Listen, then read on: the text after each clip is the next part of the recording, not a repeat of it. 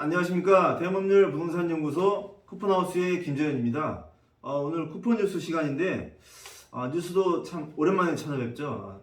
대단히 죄송합니다. 자주 나왔어야 되는데 또 오랜만에 나온 만큼 또 좋은 소식 많이 전해드리기 위해서 노력해 보겠습니다. 요즘 또 코로나가 다시 번지고 있죠. 뭐 오미크론인지 뭐 잘 모르겠는데 이름은 무슨 기준으로 짓는지 모르겠어요. 근데 그 확진자가 오늘 지금 12월 8일 기준으로 7,000명이 나왔다. 근데 요즘 들어서 또 사람들이 확진자에 대해서 또 무감각해진 것 같아요. 저도 그렇습니다. 7,000명이 나왔다고 하는데 잘 모르겠어요. 그냥 돌아다닐 사람은 돌아다니고 아무튼 열심히 살고 있습니다. 네. 그래서 여러분들 다들 마스크 잘 쓰시고 방역수칙 준수해서 조심하시기 바랍니다. 네. 자, 그럼 또 소식 뉴스 전해드려야죠. 첫 번째 소식입니다. 다시 첫 번째 소식을 저희가 전해드리기 앞서서 저희 대한법률 부동산 연구소에서 기본반, 경매 기초반을 2월 11일 금요일 날 주간반, 야간반으로 해서 저희가 강의를 할 예정입니다. 기초반 강사는 대단히 송구스럽지만 제가 맡게 되었는데요. 네. 실망하신 분들도 있을 것 같은데 제가 부족하지만 아무튼 파이팅 있게 열심히 한번 해보겠습니다. 감사합니다. 네, 그러면 간단히 강사료는 있나요? 뭐 그런 거 관계없이 저는 지역 주민들에게 최대한 경매와 이 부동산에 대한 정보를 알려드리기 위해서 아무튼 열심히 하겠습니다. 네. 책만 사면 되나요?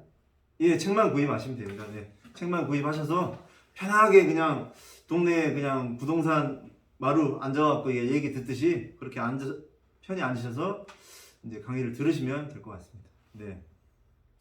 그럼 다시 뉴스 전달해드려야죠. 자, 첫 번째 뉴스입니다. 이데일리에 의하면 이데일리 뉴스죠. 오늘부터 1주택, 오늘이 12월 8일 기준입니다. 8일 맞죠? 네, 맞습니다. 1주택 양도세 소득세법에 의해서 양도세 기준을 상향하겠다. 얼마나 상향되죠? 9억에서 12억으로. 그래서 이에 따른 주택시장의 영향은 1주택 양도세 비과세가 12억으로 늘었는데 수천만 원이 줄 수도 있다. 세금이. 주택시장 추가 매물 공급 기대, 다주택자 추가 대책 요구도 에 대한 내용인데 어떤 내용인지 한번 좀 더 구체적으로 알아보겠습니다. 매물 잠김 현상이 해소된다.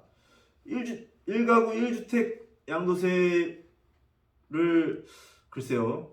이거에 대해서 매물 잠김 현상이 과연 해소될 수 있을 것인가? 아니 그러면 1가구 1주택자가 주택을 하나만 갖고 있는데 그 주택자들이 팔면 그러면 그 주택을 한 개만 갖고 있는 사람은 어디로 가라는 말입니까? 그쵸? 1가구 1주택자는 주거 이동이 쉽지 않다.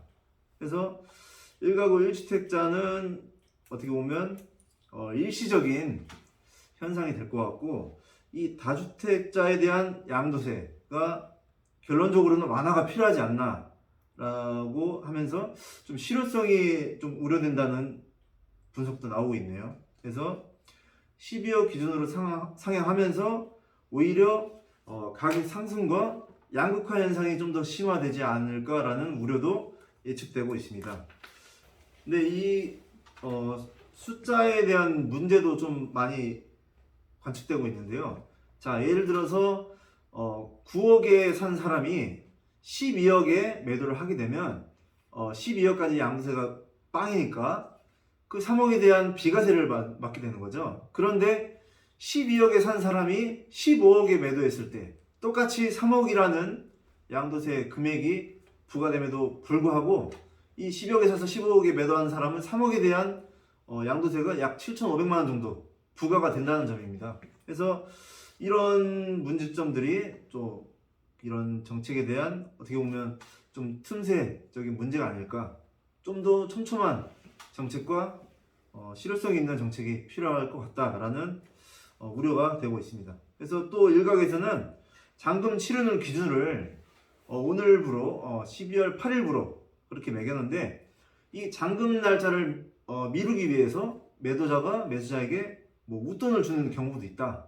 그래서 이런 웃지 못할 경우들도 많이 생기고 있는데 참 이 참 정책이 좀 문제인 것 같습니다. 이게 여러 가지로 뭐 시장의 반응뿐만 아니라 이런 거래 막 웃돈도 오고 가고 막 참 부동산이 시장이 참 어지러운 시기인 것 같습니다. 네.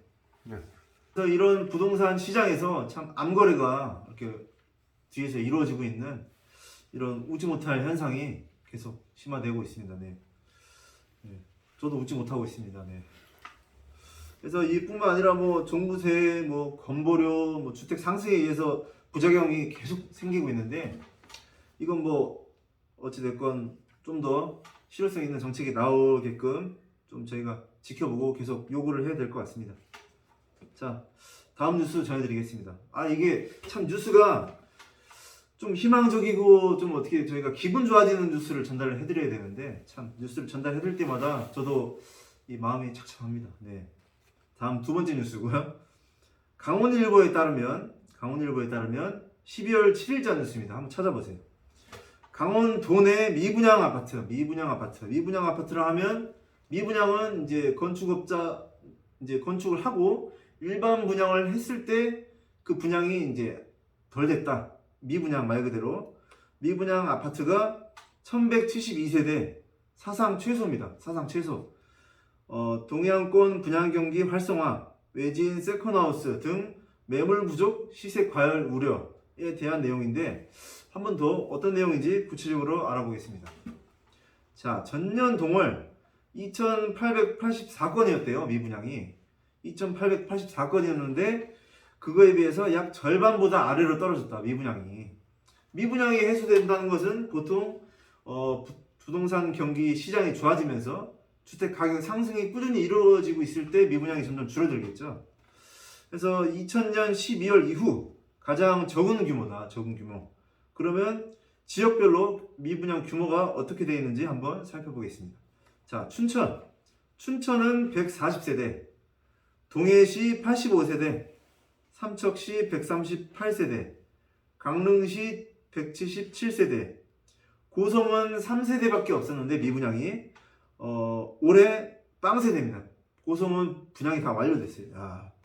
고성도 이 가격 대비 좀 이 분양 세컨하우스 바다 쪽에 있는 것들이 좀 외지인들이 많이 매수를 하고 있는 것 같아요. 미분양이 빵이고 그러면. 근데 빵인 것도 빵이지만 애초에 분양 숫자가 좀 적은 것도 있겠죠. 네, 그렇습니다. 영월은 25세대. 이건 참고로 그냥 알고 계시라고. 그리고 또 신규 브랜드 아파트 공급. 뭐 최근에 동해 자이 이런 것도 좀 분양을 했죠. 그리고 우수한 교통망과 함께 우수한 교통망이라고 하면 이제 강릉 KTX, 속초도 이제 좀 있으면 뭐 27년, 28년 그때 이제 속초도 KTX가 들어올 예정이고요. 근데 서울 사람들이 보통 전라도나 경상도로 내려가기보다는 아무래도 직선거리가 짧은 동해 쪽으로 많이 오게 되겠죠. 그래서 또 관광 이 선호 트렌드를 보면 이 부산이 그전에는 좀 많이 선호를 했었는데 선호도가 강릉이 4위, 속초가 6위. 제 기억으로는 그랬던 것 같아요. 네네. 한번 또 찾아보세요. 네. 이 미분양에 대한 것도 뭐 자세히는 모르겠으나 이 속 내용을 좀 이렇게 들여다보면요. 사실 이 동해안권도 24평이나 32평짜리는 미분양이 아니라 사실 전세가 많이 부족합니다. 매물 자체도 많이 부족하고 그런데 미분양 세대들을 이제 자세히 들여다보면 사실 도시형 생활주택이나 이런 오피스텔 같은 그런 원룸 위주로 미분양이 사실 많이 나왔거든요. 그래서 그런 미분양을 제외하고 사실 실수요자들이 원하는 그런 미분양은 사실 없다라고 볼 수 있는 겁니다. 네. 그리고 또 다주택자들이 이제 저가 아파트, 1억 미만 아파트들을 이제 매수한다든지 그런 것도 있고 이제 해안가 쪽으로 이제 주택 가치들이 지속적으로 상승하고 있다 보니까 이제 동해, 삼척, 강릉, 속초 이렇게 실거주와 관광, 세컨하우스 이런 거를 총체적으로 아울 수 있는 그런 바닷가 쪽 위주의 투자들이 좀 몰리고 있는 것 같습니다.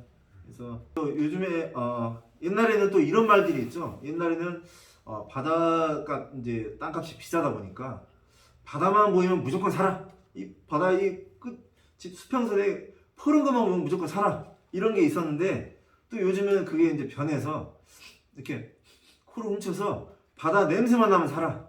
그래서 바닷가 쪽 땅이 이제 많이 땅값이 오르다 보니까 그 바닷가 옆에 있는 인접해 있는 땅들도 그만큼 저평가되어 있는 이제 투자 가치가 있다. 그렇게 또 보여지는 겁니다. 네네. 그래서 오늘 여기까지 해서 두 가지 뉴스를 한번 살펴봤는데요.